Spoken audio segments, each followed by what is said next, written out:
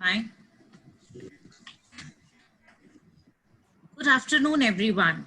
I welcome you all on the webinar on e-content design and delivery, organized by the Internal Quality Assurance Cell of Atmaram Sanatan Dharma College.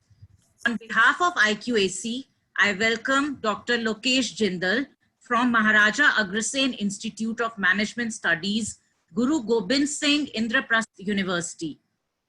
Sir, we are really honored to have you with us to deliver a lecture on a very pertinent topic during lockdown.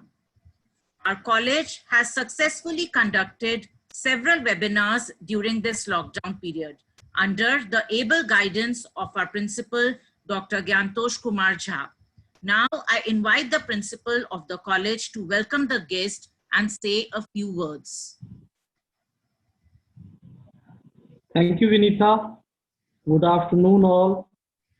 On behalf of ARSD College, I welcome Dr. Lokesh Jindal, the speaker of this webinar in this session, and all the participants who are present in this webinar. It is a great pleasure and honor for me to welcome Dr. Jindal, who is going to deliver his lecture on e-content design and delivery. Friends, in fact, these days we are engaging our students through e-content, and we all are busy taking classes online. We are using different modes for taking our classes and engaging our students. So this topic and this webinar is going to be very relevant for all of us, and we all are going to learn something from this webinar.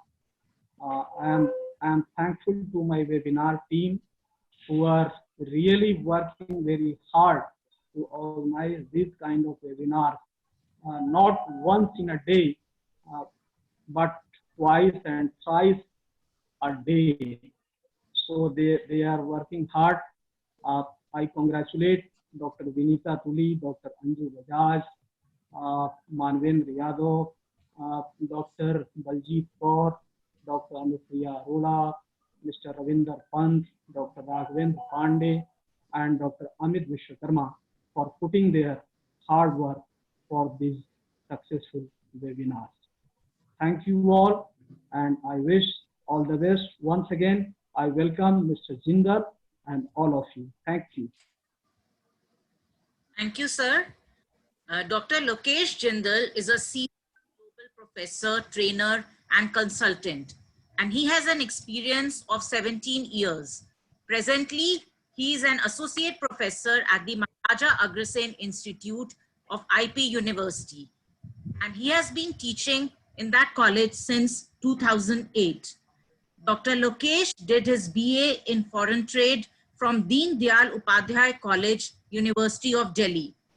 Did PhD from Ford School of Management, New Delhi, and PhD in Marketing from the Chaudhary Charan Singh University. I welcome you again, sir, and invite you to speak on the topic e-content, design, and delivery. Thank you, Dr. Vinita Tuliji.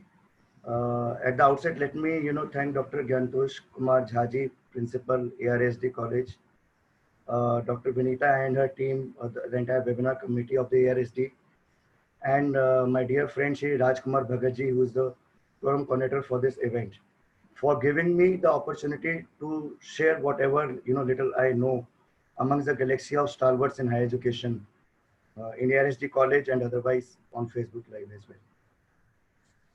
well. As you know, Gyantoshji Jha and all of us have realized that this topic is very relevant in the current education ecosystem.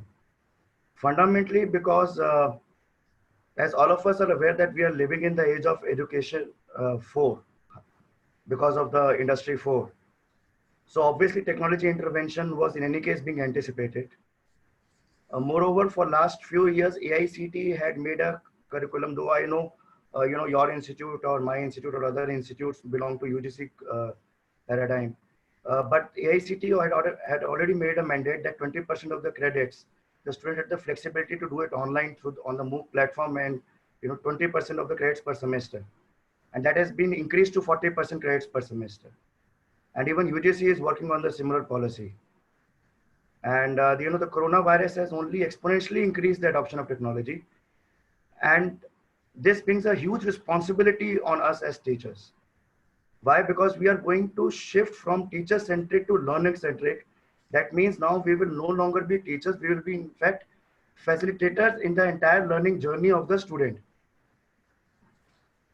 As far as my presentation goes, it is primarily divided into two broad areas: e-content design, which will be the first component that I will be addressing, and the second component that I will be talking about is the e-content delivery.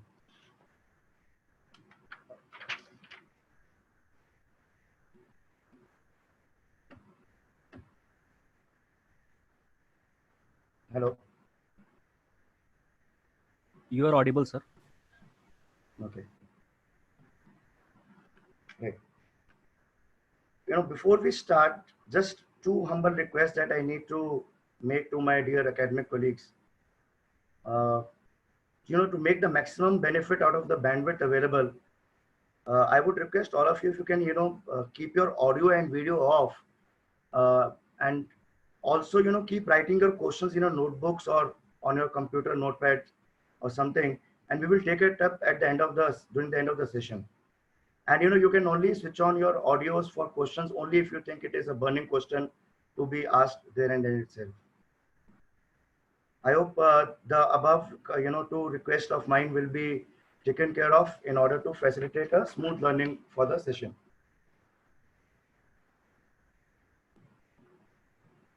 Okay, so let us, come back and start with the presentation, the discussion for today, e-content design, which is part one of my discussion.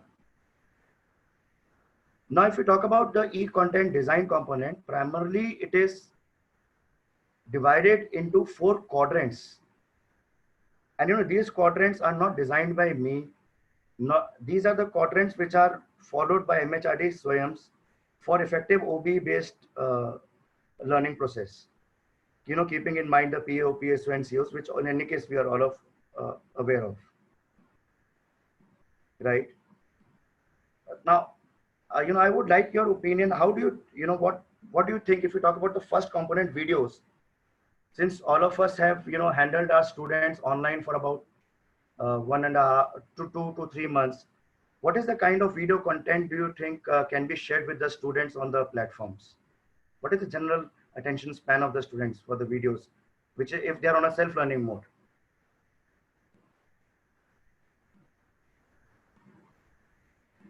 Hello.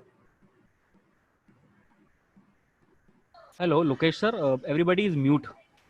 Yeah, so few people can actually participate and give their opinions as to videos. If we share with the students, what is the likelihood of the tenure of those online attention span of the students for the videos which they have to watch on their own as part of the learning process? I'll give you the research states it is not more than 15 to 20 minutes. Okay. So that means whenever we are sharing the videos with the students, it has to be of a maximum duration of 20 minutes, not more than that. Otherwise, students will not be able to go through the longer videos that we may be sharing with them as part of the learning platform. Right. And if we talk about videos as well as the reading materials, obviously we have to prepare them topic wise and week wise. Right. Now, how do we actually, I just want, some people to unmute themselves and share, since all of us have conducted classes in the past 2.5 to 3 months. How have you shared your videos and reading materials? Hello. Hello. Yeah, I would, encourage few participants, not everybody to unmute, but yeah, few can participate actively and, come up with us as to what kind of videos and reading material, how they were selected, how they were prepared, and how it was shared. Please, anyone, they would like to share their views, you can raise your hands or you can just write in the chat box or you can ask, sir. Unmute yourself. Hello. Hello. Yes. Yeah, I'm Shakha from PGTB College. Uh, we used to share. We used to have the classes live earlier on Zoom and then on Google Meet, and then after that we used to share the recording with the students either through WhatsApp or through mails, whatever way the students were convenient in that. Right, ma'am. But then my concern is, okay, those were the LMS platforms that we will talk at the Right. delivery levels. But Mm-hmm. the fact out remains, how did you use to identify the videos? You used to search YouTube's and No, no, what no, kind no. of, Sir, our recordings. okay, The self-recording. recording. Yeah, yeah, Okay. yeah. Okay, great. So, as Shika madam has said, when you talk about preparing and sharing the videos and reading materials, be it the videos or be it the reading material, it can be prepared by self for a maximum duration of 15 to 20 minutes. And you can use various, applications available free on the web. One of the famous applications which is used by most of the academicians is the Screencast-O-Matic, which all of you must be aware for self-creation of videos. And one thing which we need to remember is in case we need to pick up videos or the reading material from the web, then we need to take care of the OERs, the licenses. Because, I have seen that a lot of videos and reading materials which are shared to the student community we as academicians cannot technically and legally share those. So we need to take care of the licenses. There's a concept called as, is anyone aware of the license thing? How does OER operate? Open educational resources, what are the how do we look for them? Is anyone can answer?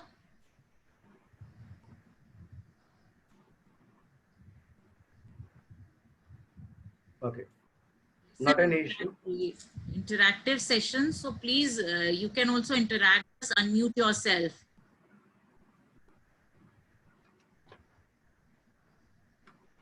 Okay, so No, sir, actually we don't know how OER works. Okay, so I will share with you as to how OER works and how are we supposed to, be selective in picking the material from the internet. We might use Google search engines or other platforms, but we need to be very careful when we share them with them, right? Third component that, in the third quadrant material talks about the assessments, which is a very important element in the entire learning process because we need to understand whether our OBs or LOs are being achieved or not. So when we talk about doing the assessment, you can, either use the multiple choice questions or some subjective, or we can ask for assignments, which in any case we would have done. But since all of us as academicians, how did you collect these assignments? Like madam, one of the madam from PGTB College, Shika madam, talked about that as far as video was concerned, it was self-created videos which was shared through WhatsApp or through email.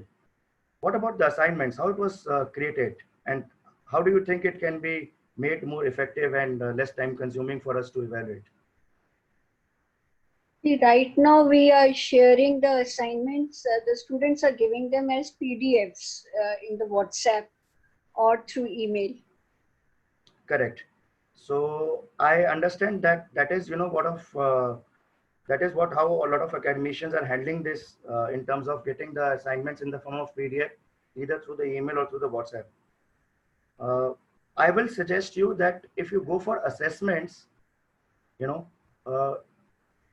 are all of us aware of how to create Google Forms? Hello? No, Yes, no, sir. no, we are not Yes, sir, we are. very well versed with it. No. Okay, not an issue. I will share, I will just give you a demo if you want, right? And if you create a Google form, then it will become possible for you to create, when you create Google form, you can actually give questions in multiple choice questions and put the relevant, convert your form into quiz, because in the settings, there's an option of converting them into quiz. I'll just show you for the benefit of those who really don't know.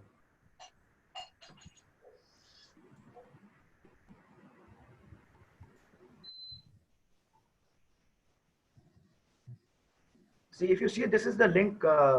Is my screen visible to all of us? Yes, sir. It's visible. Okay. So what we do is we go to this. If you see this on the left hand, there is a new icon that we see. We click here, go to more, go for Google Forms. Okay. I'm repeating for the benefit of people who may be a little slow learners, right? We go to Google Drive. I hope we can go that. And if you don't know, I just write the URL in your notebooks. It is drive.google.com, or even in your Gmail account in the drop-down menu where you see those 9 boxes, you can actually pick up the Drive folder and you can pick up Google Drive. Now, if you create a form here, right? Let us say I'm creating a test here, right? And I'm creating, right? Let us say I'm going in for I'm first of all collecting the email, right? Hello?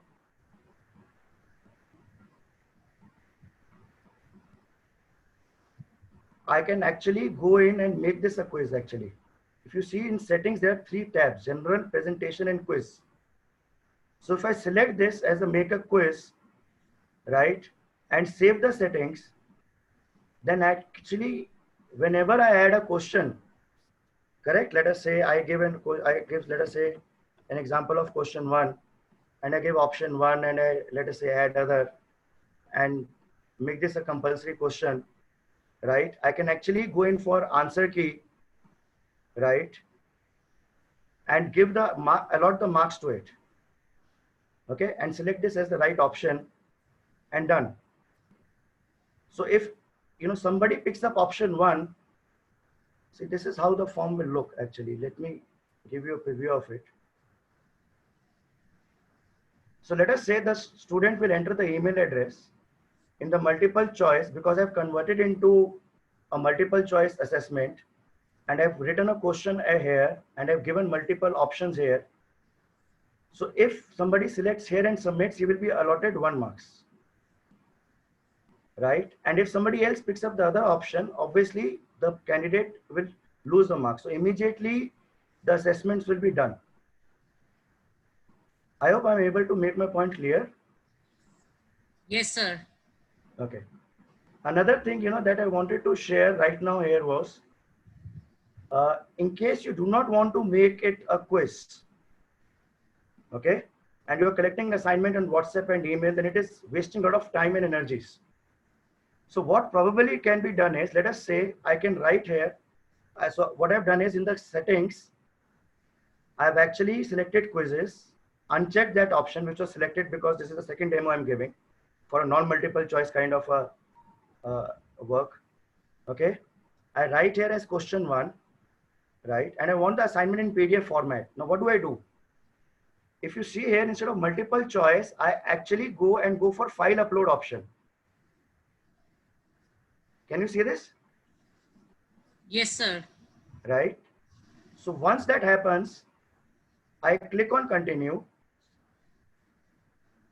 right, and it gives me the option as an administrator, as a faculty, to pick up some settings which are relevant. Okay, like one of the madams talked about that PDF files is what she's looking forward to, right? So I can probably allow only specific file format. So I just select this and I select PDF here. Okay. Now, because it is actually assignment 1, right? So I will most likely be picking up 1 PDF for assignment 1. Okay, it could be different. So you have an option of picking up 1 assignment or 5 assignments in, correct? And what is the maximum file size that you would like to allow? So 1 MB per file, 10 MB per file, 100 MB per file. So you can give different file sizes. Okay. And for the entire Google form, which you are creating, you can actually say, because there are going to be obviously more than 1 student, right? So 1 student, if you're giving 1 MB of upload space or assignment, but obviously the number of students is going to be higher. So the total forms, total, drive space that you allot to this form is manageable here. So you can give 1 GB or 10 GB or whatever you want to give here. So what will happen in the process is, So I'll just do one thing, I'll just replicate this process. So let us say I want, let us say there are 2 assignments that I'm looking forward to, right? Now my advice will be that, because I have given certain instructions that the file should be in PDF format, right? And I've also given the instruction that it should be maximum of 1 MB size, right? So if you put these instructions, it will be visible to the students. I'll just show you the view that will be visible to the students. Okay.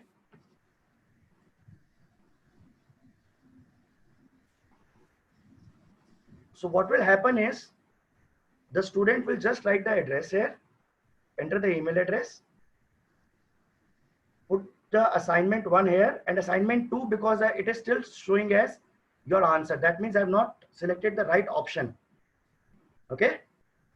So what I will do is I will go back to my form, go back to the assignment 2, in the drop down menu, again pick up file upload option. Hello. Allow only specific files, select PDF, right? And that is how it will look to the student. So what I've done is I made both the questions compulsory. Both the assignments need to be uploaded. So I put an asterisk.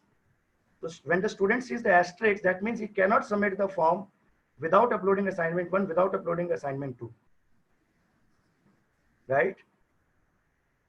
Another requirement that we need to take care is that please, in the settings of the form, please limit to 1 response per candidate, per student.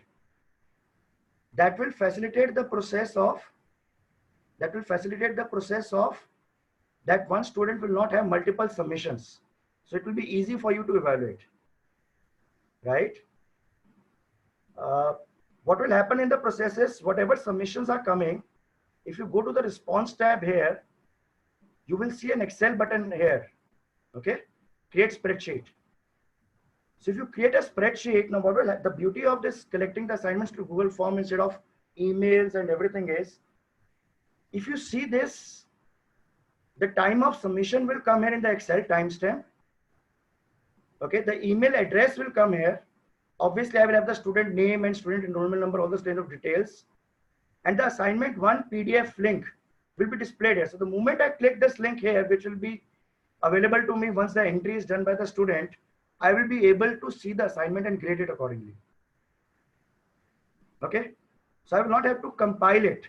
It will be auto compiled in an Excel, ready-made Excel, where there will be 1 row will be allotted to 1 student, because we are controlling through that to the email address.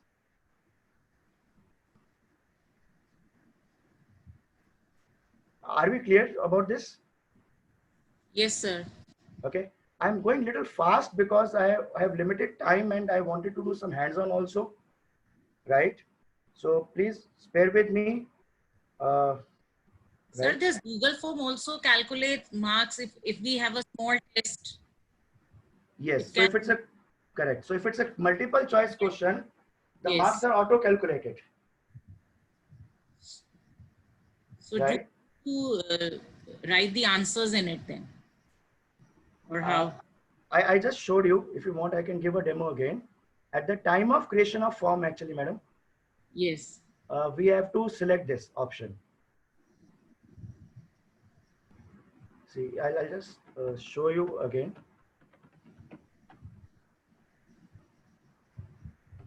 See, I went to this new. I went to this more.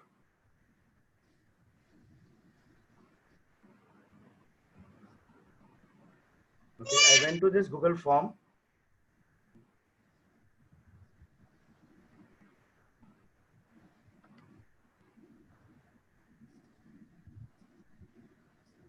Hello. Yes, sir. So Google form, most of us may be aware, but I just repeated the process for the benefit of those who may not be aware of this. Let us say this is my MCQ test 1, right? Okay. Right. So I give an question. I give this is my question number 1. Right. I give option A here. Right. And I give multiple options. Okay, but before that, let me add this, convert this into a multiple choice kind of a thing. Sir, I cannot see anything. Your PPT is visible.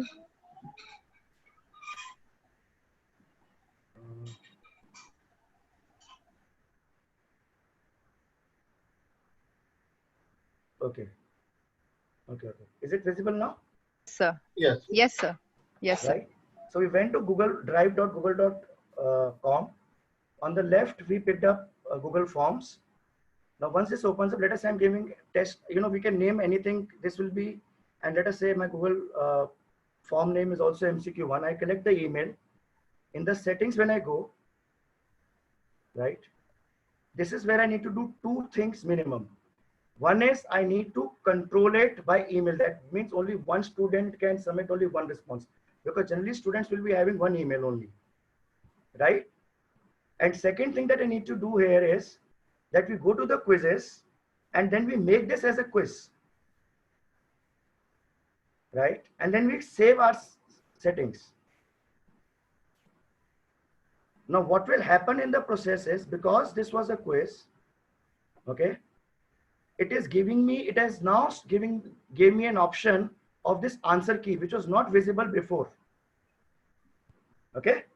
So when that quiz option was not there, this was not visible to me. Now this is available to me.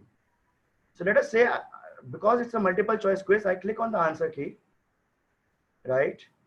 I allot, let us say, 5 marks to this MCQ. 5 will be too high. Probably I will only give 1. And I also want to tell that which is the correct answer, right? So let us say option B. And I say done. Is it visible and is it clear? Yes, sir. Okay. Yes, sir. So obviously when somebody else, so this is what I am doing as a setting as an instructor. So once that is visible, the student view will be something like this, which we can see from the preview button here. This is how the student will see it. Okay. So if he marks A, he knows that this question 1 is for 1 point, but he does not know which is the correct answer. So if he selects B, obviously for his correct response will be allotted 1 marks. For any other option, he will not be given any marks.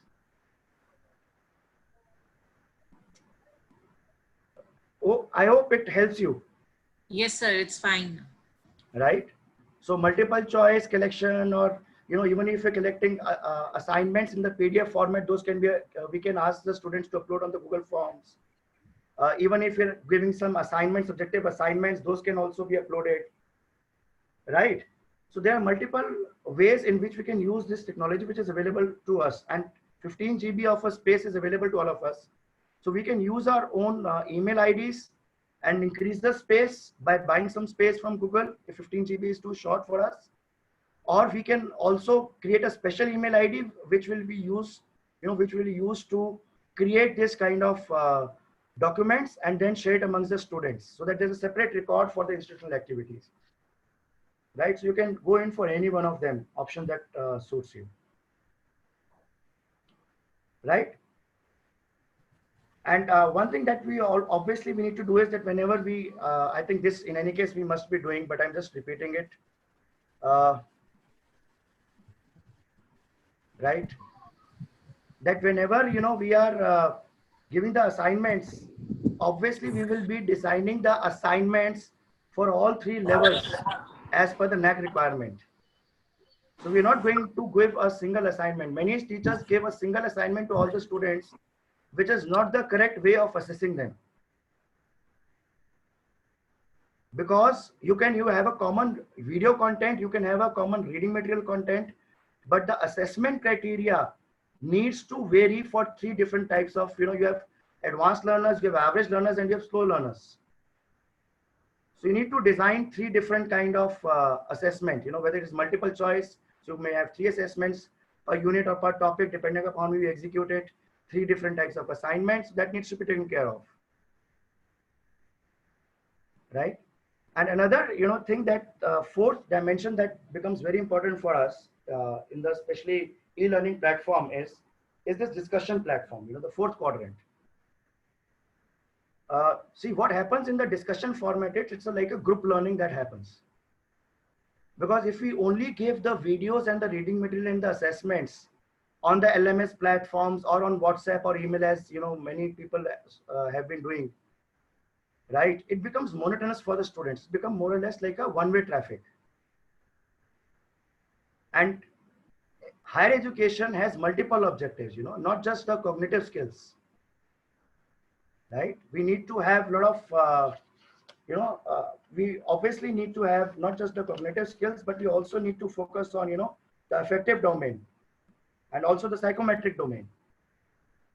Because the purpose of higher education is not just the imparting the learning, right? And one thing which we should remember is that in any case, we are not going to be our students. We are teaching undergraduate students and postgraduate students, which are going to work for, have a corporate life or, their work life for about 30 to 40 years.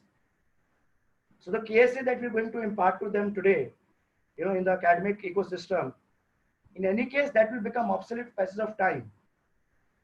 The way the learning curve is expanding in the digital era, initially it used to expand, the doubling of information used to happen, let's say in 20 years. Then it started in 10, doubling of information started happening every 10 years. Now the doubling of information is happening every 6 months.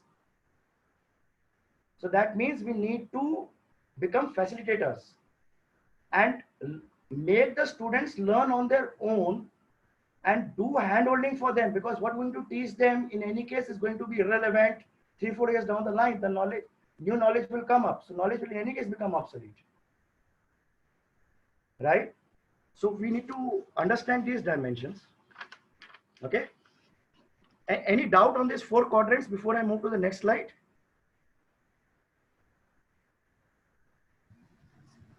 Hello? Yes, sir, you can proceed. Okay. Right. Okay. Now the question which I was asking you was with regard to first and second quadrant material, videos and reading materials. We have 2 options. One option is that you go in for your own created versions. Okay. Some of us have done that. Okay. Some of us pick up the material, and there's no harm in using the available information on the web with the help of various search engines and other tools, right? But we should be legally and technically correct. That is very, very important for us. Okay.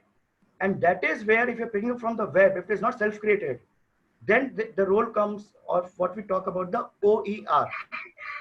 Okay. OER stands for Open Educational Resources. Okay. And in the open educational resources, it's a permutation combination of these 4 parameters on, whenever you find any material on the web, it's a permutation combination of these 4 parameters that you come across, right? I will just show you that, okay, in the next slide. And then I will also show you how to look for this OER material on the web, okay? But if you see this red, no derivatives work. Okay, ND is written, this logo may be there, this ND may be written. So if in the licensing this ND is written, then you cannot use it, because it is clearly written, you let others copy, distribute. I mean, you as in, who's the you? The person who has actually generated that content and made that content available on the internet, on the web. Okay. He is allowing us to copy, distribute, display, and perform only verbatim copies of his work, not the derivative works based on it. Okay, this is very, very important. So we need to ensure, okay, we need to ensure that the OER elements fall into any of these categories. Okay, right? Like this is the public domain. Okay, this CC, right, is the common creative license that you talk about, share alike. By will mean attribution, which I just talked about in the previous slides. We need to remember this. Attribution, share alike, non-commercial, and non-derivatives. Okay. So if you see this, anywhere we see no derivatives work, okay, these are not OERs. Please note this.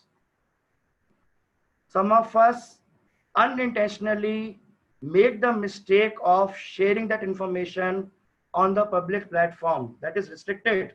That is technically wrong. Nobody may catch us because it may be having either limited circulation or educational purposes. Okay, but being the role model to society, we should be ethical in all the purposes. We should be aware and work accordingly. Right? So please check these licenses. Okay, only 1, 2, 3, 4, and 5. Only if any of these licenses are available, we are free to use them. There's a common term that is used in OER, which we call as common creative licenses. Okay, and these are the subcategories within the common creative licenses that we are trying to understand here right now. Okay. Hello. Yes, fine, sir. Right. Okay. Now, I will share some OER sources with you as a ready-made document for you.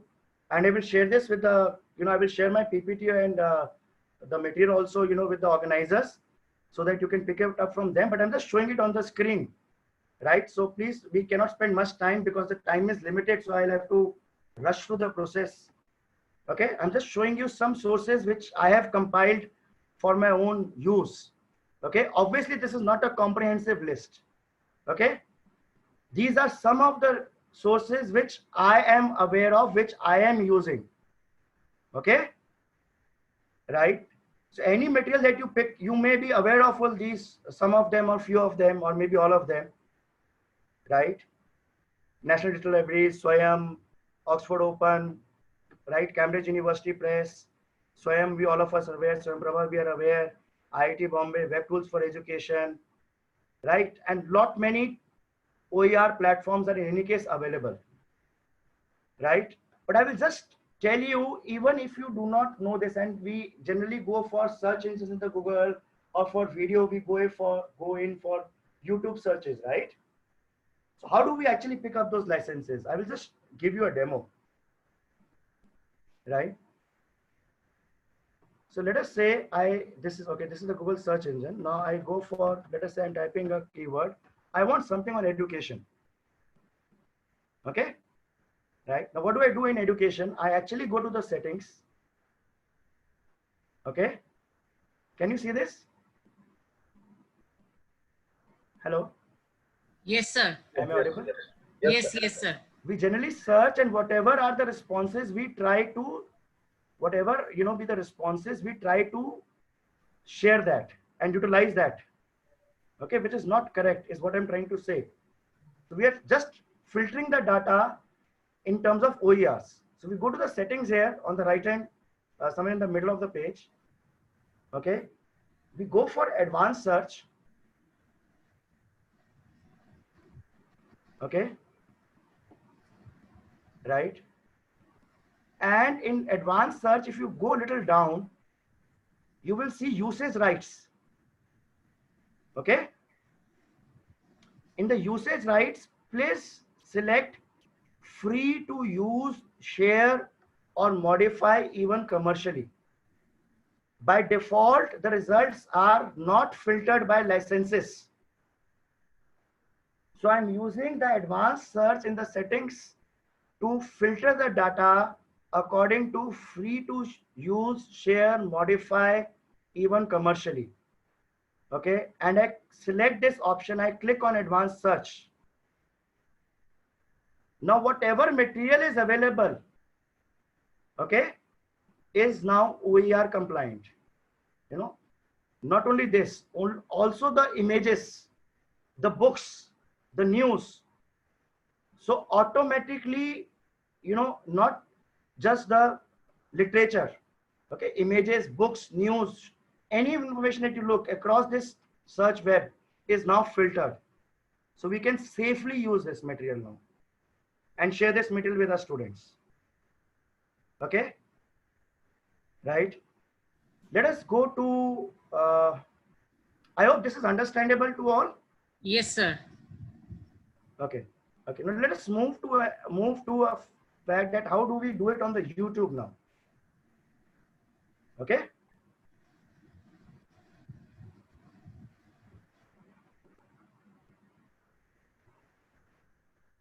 right? Let us say I am searching education here, right? And we share, which is again wrong. As I said, in Google also we were operating wrongly. Not all of us, but few of us. Okay. So what we will do now is that we will go like there we picked up in Google search engine, we use the filter, advanced search, and change the user license. Okay. What we will do in YouTube is we will go for filter option.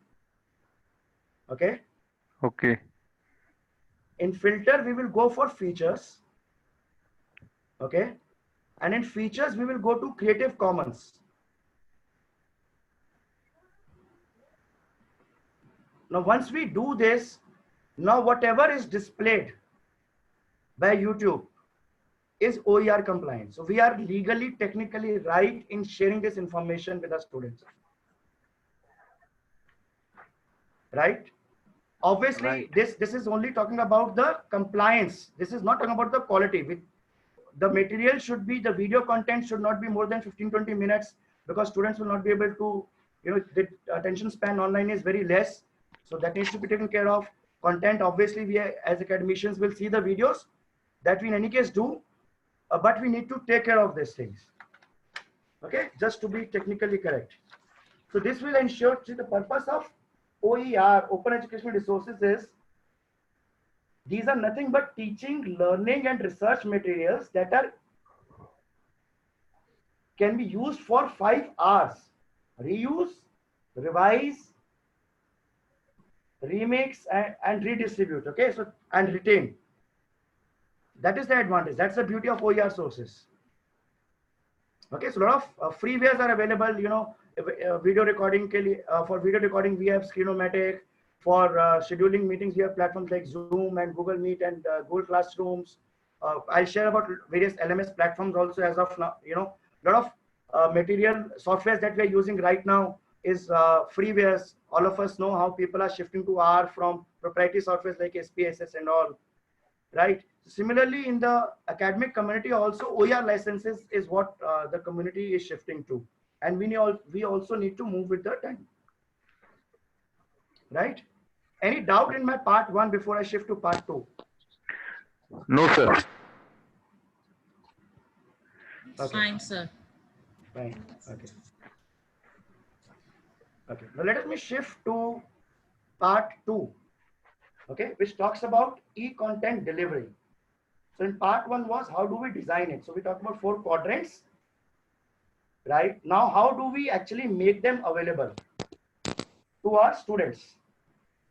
Okay, a lot of teachers are using Zoom, okay, which is more or less a synchronized kind of a platform, or people are sharing information on WhatsApp or an email. Those are not properly, see, it's all scattered, right? So what probably should be done is that we should be using LMS systems. Okay, LMS stands for Learning Management System, right? So, right, and LMS are more useful if we are conducting the learning through the asynchronous mode or the flip mode. What most of us have been doing is the synchronized mode, where we have been, conducting the classes on Zoom or Google Classroom, because as one madam mentioned in the session itself, that she shifted from Zoom to another platform, maybe because there were some factual and some psychological threats with respect to Zoom, right? Which was warned by the ministry because we were not doing the proper settings. I'm not here to sell Zoom, but I'm just sharing an update on the Zoom platform, right? There's an update on the Zoom. Recent 1 week ago, they have updated few things. The security settings have been updated. They've outsourced their security to Oracle. They've moved their databases out of China. Okay. And if we are using the paid licenses versions of the Zoom, then they're also giving you the option of where, in which country do you want your license to be in. Okay. And apart from Zoom, Google has come forward and given Google Meet free to all of us. Microsoft Teams is available to us. Cisco WebEx is available to us. Jitsi is available to us. So all these are available to us for synchronized modes of communication. where we are conducting classes on a real-time basis. So a student is available with us the way he is available with us in the campus. The only thing is he is available on a virtual platform, right? But that is not pure online learning mechanism. Actually, we can do much more than this, right? So that is where the role of asynchronized and flipped mode comes. So asynchronized is just the opposite of synchronized, right? We put everything online and give the link to the student, and the student actually sees it as the flexibility available to the student and get back to us through the discussion platforms, which I discuss as the fourth quadrant in the designing. Okay, right? But a better way, which I personally feel, that's completely my personal choice, it can vary from teacher to teacher, is that I would rather prefer a flipped mode where we are using a mix of synchronized and asynchronized, right? But there we need to use our maturity levels to determine how much content we are delivering online in a asynchronized mode and how much facilitation we are going to do in live sessions in the synchronized mode. So that percentage breakup needs to be decided and well understood, well planned and well executed, right? Hello? Yes, sir, fine. Okay. Yes, Another thing that we need to understand is that when we talk about asynchronized mode of delivery or flipped mode of delivery, there are a lot of learning management systems which are available for free, and there are a lot of learning management systems which are paid also. It is up to us as an institute or as an individual which platforms we want to use for. Okay, I'll just name few of them, right? Like in paid software, all of us are aware that AICT NEET stands for National Education Alliance for Technology. AICT has given a license to Pulaket's campus, and they're giving their services free for 2 months. After that, they are charging about $290 per student. So that's a paid kind of LMS platform which we can use, and that is NAC compliant and everything.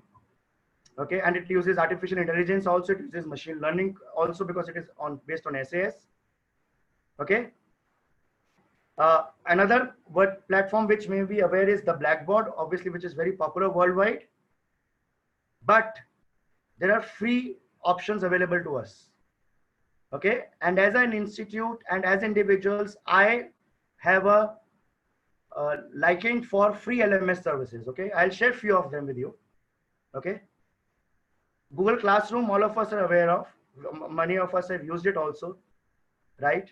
Moodle is another platform which is available to us, right? Which we may be aware. I wish I could have given you hands-on experience to this, but I think we are running short of time, so I will not be able to give you hands-on experience on this. Okay. But if we talk about Moodle, there are 2-3 things that I would like to communicate about the Moodle platform. One, it's a globally accepted LMS system, right? And the second advantage, which it has is that because we are collecting, assignments in the form of PDF through Google Forms or through whatever mode of communication, right? We need to scan them from plagiarism. See, plagiarism is an academic problem, right? So we use plagiarism softwares like Turnitin. Now Moodle is you have an option to use Turnitin with your Moodle platform. Okay, there's a Turnitin feedback studio, right? And if you integrate that into your Moodle platform, if you select Moodle as your LMS, if delivery is happening to the Moodle and you upload the assignment, you get the assignments on the Moodle platform. So you may be creating a form in the Google Drive, okay? But you have to just share that link on the Moodle platform. So you're not creating the form on the Moodle, you're just sharing the link on the Moodle. That will, why do we do that? I'll give you the reasons for that. So what will happen is with the help of Turnitin, feedback studio, your assignments can be scanned for plagiarism, right? Now, why I talked about sharing the Google Form link on Moodle and not actually creating a upload option on the Moodle directly, because Moodle comes with few limitations also. Okay. The major limitations I'll talk about, obviously not all of them. Right. One limitation, it only gives you 500 MB of space. Right, which is too less. Right. So what we need to do is we need to use our 15 GB free available space on the Google Drive, create our material there, and share the links on the Moodle. So that will save a lot of space. That will help us manage this 500 MB of space. Another limitation is that there are 249 users at the most which you can add in a particular session, in a particular tenure of learning. It could be semester mode or it could be yearly mode. Right. So that's another disadvantage. Okay, so if you have more than 259 learners, you cannot actually use Moodle. Okay, and third is the free version is available for 45 days. Okay, but there is another Moodle provider by the name of Gnomio. Okay, if you use that, okay, I'm repeating Gnomio, Gnomio. Okay, so if you create on Moodle Cloud, it is only for 45 days, but if you create on Gnomio, then that gives you free for lifetime. That's the beauty of it. Okay, but obviously because they're giving you free, so obviously they take money through advertisements. So students will see ads on your web page. That is something which needs to be taken care of. Okay, so you need to select between the Moodle Cloud, which is free for 45 days only, or lifetime free on Gnomio. Or another thing that I wanted to share with you is that whenever you're sharing links on any LMS platforms, be it Moodle or any other platform, please use cloud technologies. Okay, please use your Google Drives, OneDrives, Dropbox, or any other platform. The advantage of using cloud technology and creating your folders. Okay, I'll just give you an idea. Hello. Hello. Yes, sir. Yeah, are all of us aware of this, how to use this drives, right? Yes, sir. So the beauty of this drives is, and we know the advantages. So the emails do not get clogged. A lot of team sharing can happen. A lot of team work can happen. A lot of last moment updation can happen. So you need not resend multiple emails. And with the receiver also, जिसको आप email भेज रहे हैं, the receiver, the student also does not receive multiple emails. So his email does not get clogged. Your email does not occupy. There's not many sent emails, sent attachments that occupy 15 GB of space. And it is more organized in Drive. So you can have a folder and subfolder system. Are you clear about this, sir? Everybody, please, before we move ahead. Yes, sir. Yes, sir. Yes, sir. Yes, sir. Okay. Another, free delivery platform, the LMS platform, which is available to us, which we may be aware or may not be aware, apart from the Moodle, I would like to share is, there is something called as Google Sites. Okay. The URL for it is sites.google.com. Okay. So you can actually use this. We do not have time to give a demo, but you can actually create your own website, okay, free of cost. Obviously, the content on the website will be limited, okay, will be limited to the 15 GB of space available on your Gmail account. But at least that site option is available to you free of cost. Okay. And you can also customize the ending of the site. So it will be like your website can be sites.google.com/Prof Lokesh Jindal. So the ending can be customized. That option is available. Another option which it is giving is, let us say you have purchased a domain name from Google or any other, GoDaddy or any other platform, right? Whatever domain name you pick up. So you can actually insert that domain name in the settings in the Google site. So somebody comes to proflokeshjindal.in. Let's say that's my domain. So actually the user is coming on my Google site, but what has been displayed to him and what URL he has to enter in his web browser is my proflokeshjindal.in, whatever domain name I picked up actually. Right? But at the background, so there's a curtain that comes up. So at the background, it is actually my Google site which is running. So these are free But platforms. actually, we aren't able to see your screen. It's showing e-content delivery. That's it. We aren't able to see any practical of it. I am not. I'm not giving that practical because of positive time. If the organizers allow me to do that, I can give you a demo straight away. Okay, sir. Thank you. I would request you know, the organizers to tell me how much time do I have, whether I can give a demo on this or not. Sir, how much time would it take in the demo? See, if I move at the speed at which I moved earlier, so that is Yes. little fast, but I think 5 to 10 minutes. Sir, it's fine. You can Okay. carry on. Okay, thank you. See, if you see this, you know, I'm just sharing this with you. My screen is visible to all of us, right? If Yes, you sir. see, my presentation is also made on Google Slide. There are some synonyms, you know, that are there in Google. So like we use Word, okay? So in Drive, that is called as Google Docs. So the Microsoft Word is equivalent to Google Docs. Okay? Can you see this on my left? Yes, sir. Right? Yes, sir. Yes, sir. Okay. Microsoft Excel has an equivalent called as Google Sheets in the Drive. Okay? And the PowerPoint equivalent here is Google Slides. Right? So what I've done is I've actually created my PPT. I do not use, you know, let me share this with you. I do not use a pirated software. Right? So instead of spending on a yearly license or buying a Microsoft 365 license, I'm using free services available by Google. So I'm using Google Slides, right? Which is, so I have all the flexibilities and even more flexibilities actually, right?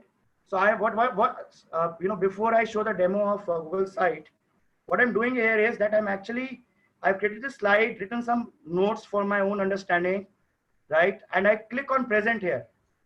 Like we have slideshow in the PowerPoint, I go for present here, right? And it's visible to you, right? And there's an additional advantage, which I will just show you, right? So what I can do is I can actually create right now. I'll just show you one thing. Can you see my mouse on the bottom? Yes, sir. Yes, sir. It is written question and answers. So the moment I click on question and answers as a presenter, okay, and I click on start new, you will see a new link which is being displayed on your screens. Correct? Hello? Yes, Yes, sir. sir. Yeah, can you see that? Yes, sir. Yes, sir. Right? Now the beauty is you can click this link as a person on the other side and put questions to me. Okay? And as a presenter, all the questions that you type here will be visible to me on the screen. So I need not go to a separate chat session and see. Okay? So I can instantly create a Q&A kind of a link, generate that link and share that link instantly with my learners, and they can ask questions and I can go through them all on a live basis. Okay, and even I can respond, and even co-learning is there. So one learner asks, another learners can also respond to it. So it's a discussion, live discussion that can happen during the tenure of the presentation. Correct? Are you clear about this? Yes, sir. Fine. We are clear. Okay, great. Yes, sir. So what I'll do is, let me close this. Okay, let me escape this and let me come up with the demo. Okay, now I would request which demo you would like to go for, Moodle or Google site? Sir, Moodle. Moodle. Yes, sir. Okay. So if you see, there are two options which is showing, Moodle Cloud and Moodle Genomio, right? So I will go for Moodle Genomio. Okay. Because it is free for life. And if you see this, it will give you an option of creating a site. So my site will be proflokeshjindal@genomio.com. Okay, and I will actually go in for the email ID and the language selections here, and then my site will be created. Okay, but it will take more time actually, because the reason is it will send me a link on my email, and then I will have to actually activate it, and then it will happen. Do you want me? Can the presenters give me more than 15 minutes for this? Sir, we have to wind up by 3:30 because the next session, then we'll have to prepare for 4 o'clock session. 3:30 we have time till then, sir. Okay, so what probably, you know, I can help you out with this is,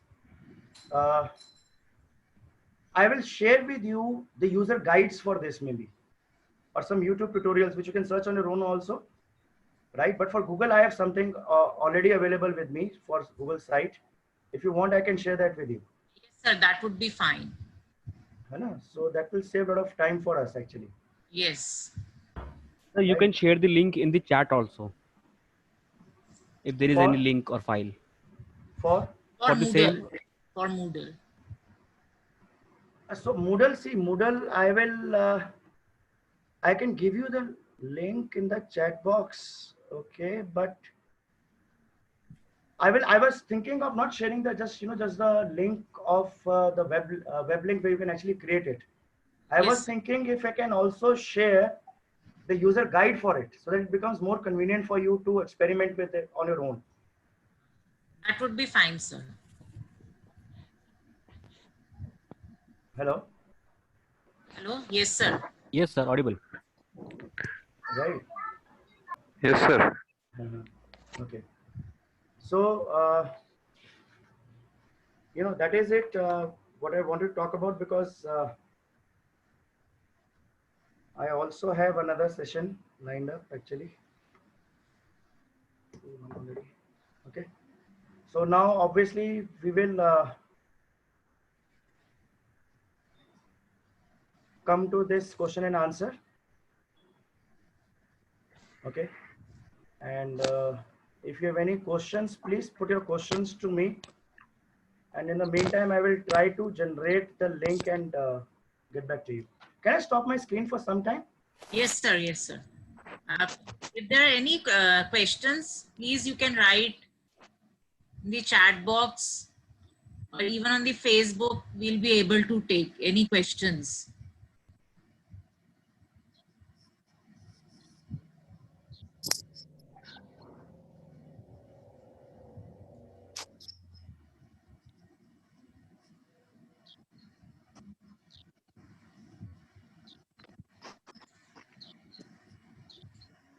Please share your questions in the chat box.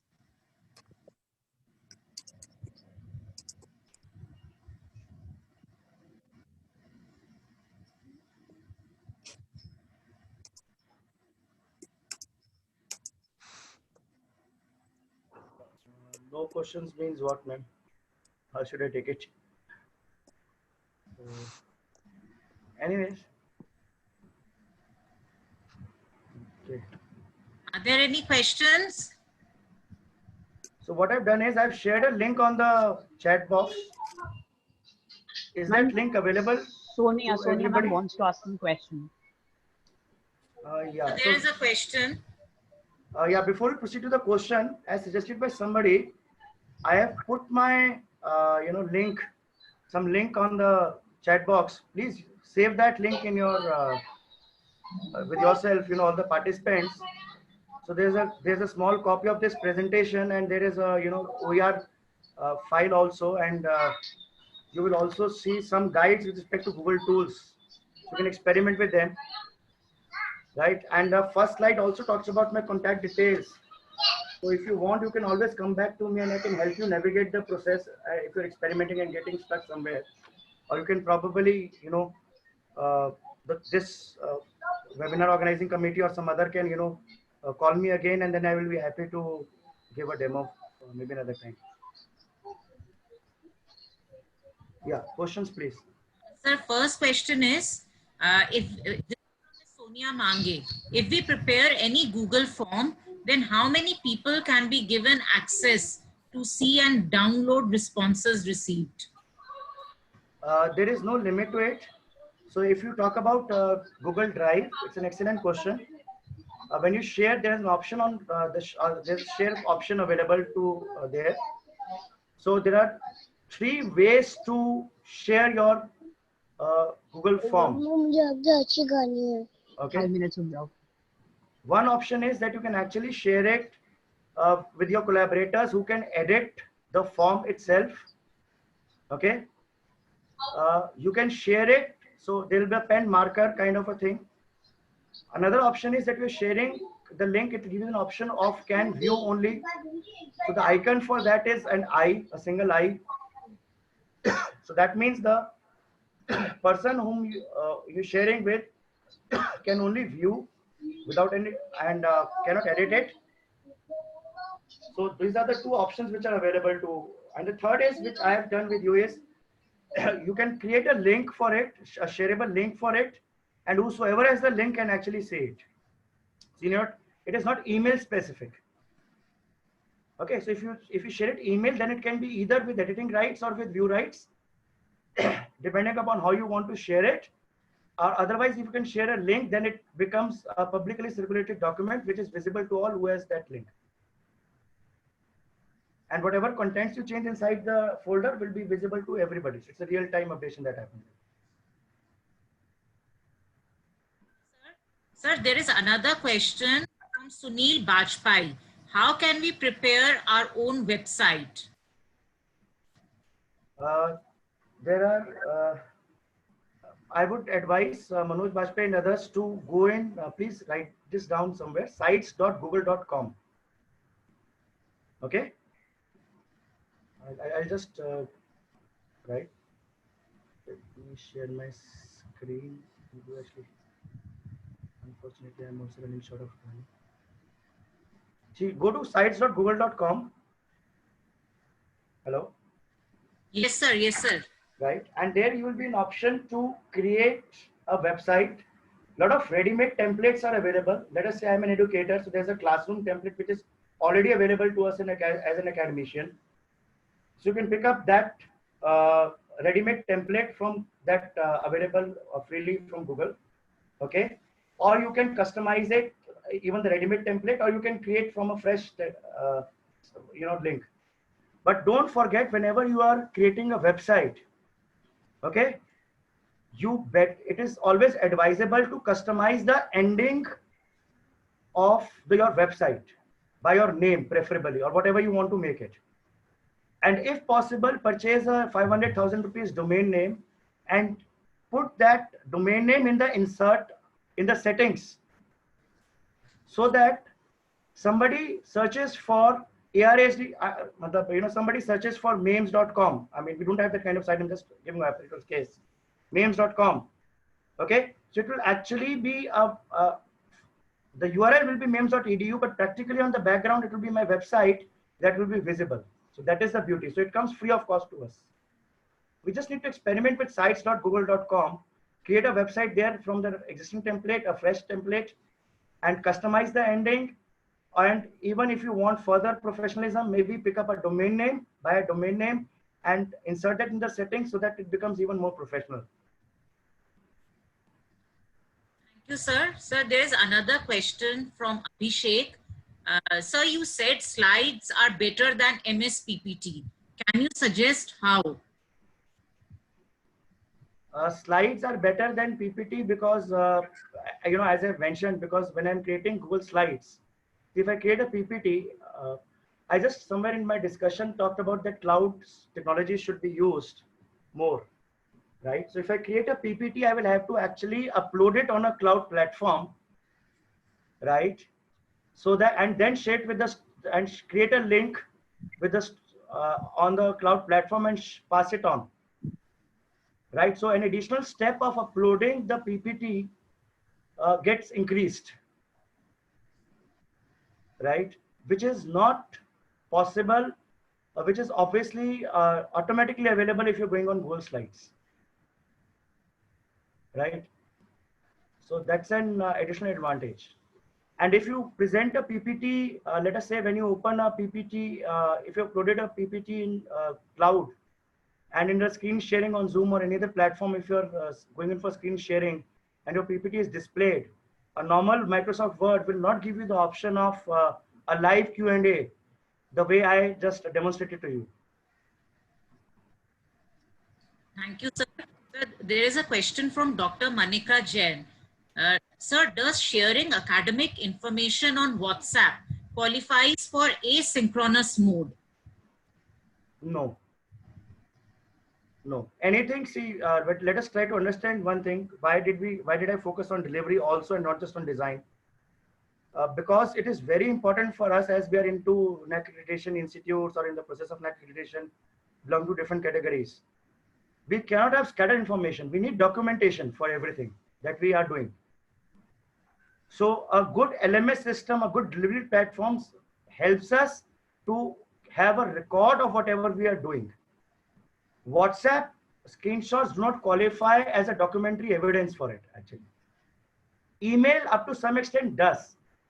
But you know, instead of having multiple emails with multiple students, a better version is, a better appreciated version will be that you have a LMS system, free or paid, and have a link on that. And the beauty of it is you will not have to reshare it again and again. So you can actually save your class for the next year or next semester when you're teaching the same subject again. So you can revisit the material and refine it further. Obviously, we do that every time, right? But there's a base to start with, so it is not scattered. If you share in WhatsApp, it gets somewhere lost and does not qualify also for a asynchronized kind of a thing. Thank you, sir. So there's a question from Shalini Gupta. How to find whether the person who has filled the form is authentic?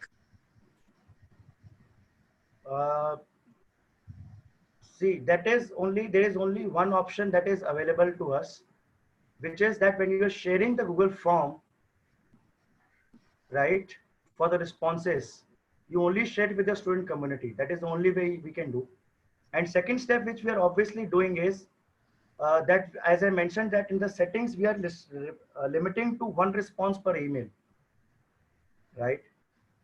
And third, obviously, is that we can use, because as I mentioned, that my responses can be converted because the responses are practically getting into a database. CSV file is generated at the back end at the Google level. So we are actually practically importing that CSV file into Excel. So once the Excel is available to us, we can use Excel commands to filter out the duplicates. Okay, and obviously the fourth option is the human intervention. The technology cannot do anything. Otherwise, we will have to go in for advanced, machine learning tools to dig out the duplicates. Thank you, sir, for the information. Sir, next question is from Dilip Gupta. If we share with our students resources other than OER, then will there be any legal action? Yes, legal action is possible. That is exactly the reason I took up this topic about the OER. Even if you see, Swayam, which is a government-based portal, or NPTEL or any other portals, they are also using OER materials. Apart from generating, they are also not using. So you can actually pick it up from Swayam directly also, or NPTEL platform directly as well. But there is a possibility of a legal action. It is completely illegal to pick up. That's the reason I mentioned only open educational resources are to be used. It is something like we use Microsoft Office. A lot of us in India, I'm not only talking about the teaching community, but generally my observation being an Indian is that we use a lot of pirated softwares. I fundamentally do not use pirated softwares. Okay, that is what I do, because it is not being ethical alone. It is just being a lot of free softwares which are available. So I use LibreOffice. So if I have to work offline, I actually use LibreOffice, which is the free version of Microsoft Office. So instead of getting a pirated version from Nehru Place in Delhi or some other place, or from a local neighborhood shop, it is better to use a LibreOffice or use Google tools. So similarly in OERs, video sharing on or reading material resources, we should be focusing on OERs. We can be challenged at any point of time. It is unethical, illegal. Ma'am, I have one request, ma'am. Yes. I also have a session in other, from 3:30 onwards. And I will it's also fine. like 10 we'll minutes end up break. then. Probably Okay. 1 or 2 questions if you want, we can take up. But we 10 can minutes take break. last 2 questions. Sir, last 2 questions only. I was about to say only 2 questions there that I will take. Sir, this is for Google Form. Can the Google Form be set for some specific time period, or it would be accessible until the user himself or herself change the settings? No. Very good question. See, I'll just share with you. There are 2 things which I'll add here right now. User level, when you're going in settings, see, when you go in settings, right? Email settings, when you the first field in Google Forms, just make sure it has to be email only. Okay, that will give you the flexibility of doing some settings in Google Form. So whatever fields you want to add, name, enrollment number, please keep them future questions. Okay, the first has to be email. And when you go for settings, which we saw when we were generating a goal, converting a Google Form into quiz, right? And we limited to 1 response per email. Okay, there's also an option of edit response. Okay, do you want the respondent to edit the reply after the submission has happened? So if you want, you can enable that. By default, it is enabled. It is not, sorry, it is disabled. Okay, you can enable that option. So what will happen is, if you enable that, a copy of the email, and you can also click on, also enable another option, which is send a response copy to the email which is entered. So whenever the form is submitted, a copy of that will be received by the respondent, okay, with an edit option. So the responses can be revisited, but he can keep on editing again and again till that flexibility is open. Till that time, as a academician, we do one more setting. Okay, so in the questions in the Google Form, there was one tab which is called as question, another was responses.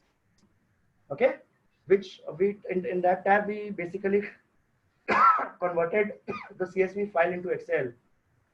So just adjacent to Excel logo, right, you would have seen there's an option of accepting responses. Okay. So if you switch off that, then irrespective of who has the link of the form, no further responses will be accepted. So when you click on that, the respondent is clicking on the link, it will say the form is no longer accepting responses.